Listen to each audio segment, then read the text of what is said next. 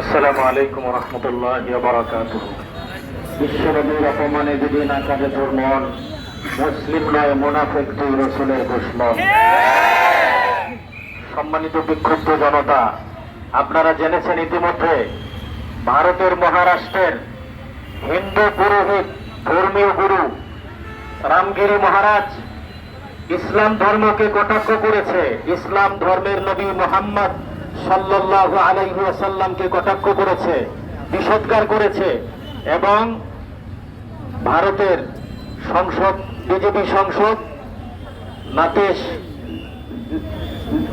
নীতিশ নারায়ণ সে এটাকে সমর্থন করেছে এবং সে বলেছে যে মুসলমানরা যদি কোনো কথা বলে মুসলমানদের মসজিদে গিয়ে তাদেরকে হামলা করা হবে বলেছে, তাকে সাপোর্ট করেছে।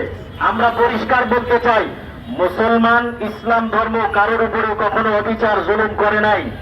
আমরা দেখেছি মুহাম্মদ সাল্লাল্লাহু আলাইহি ওয়াসাল্লাম মক্কা বিজয়ের পরে সাধারণ ক্ষমা ঘোষণা করেছেন।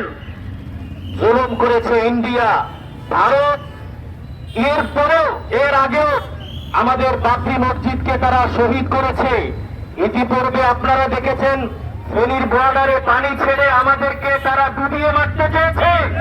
মুসলমানদেরকে সেখানে গরু জবাই করলে তাদের উপরে অত্যাচার করেছে। ভারত সরকারকে বলবো, ভারতের দিল্লির কসাই মোদী সরকারকে বলবো, তাদেরকে আইনের আওতায় এনে তাদের বিচার করতে হবে, ফাঁসিতে ঝুলাতে হবে। তাদেরকে শাস্তি দেওয়া না হয়, আইনের আওতায় আইনের কাজ করায় দাঁড় করানো না হয়, তাহলে আমরা বাংলাদেশের মুসলমান ভারতের অভিমুখে লং মার্চ করবো ইনশাআল্লাহ। ভারতের সমস্ত পণ্য বয়কট করব, দোকান থেকে ভারতীয় পণ্য আমরা ডাস্টবিনে নিক্ষেপ করব। ভারতের সঙ্গে সমস্ত কূটনৈতিক সম্পর্ক আমাদের বন্ধ করে দিতে হবে, ঠিক কিনা বলতে? আল্লাহ তাআলা আমাদেরকে আগামী দিনেও আলেম ওলামাদের আহ্বানে, বিশেষ করে আজকে মুফতি ইউসুফ কাসেমী দামাত বারাকাতুহুম আমাদের উস্তাদ আমাদেরকে ডেকেছেন, যেই কোনো দেশের জন্য, ইসলামের জন্য, নবীর প্রেমে যদি জীবন দিতে হয়, দেশের জন্য যদি জীবন দিতে হয়, ইসলামের জন্য জীবন দিতে হয়, রক্ত দিতে হয়, আগামী দিনেও আমরা ইনশাআল্লাহ প্রস্তুত থাকবো তো ইনশাআল্লাহ।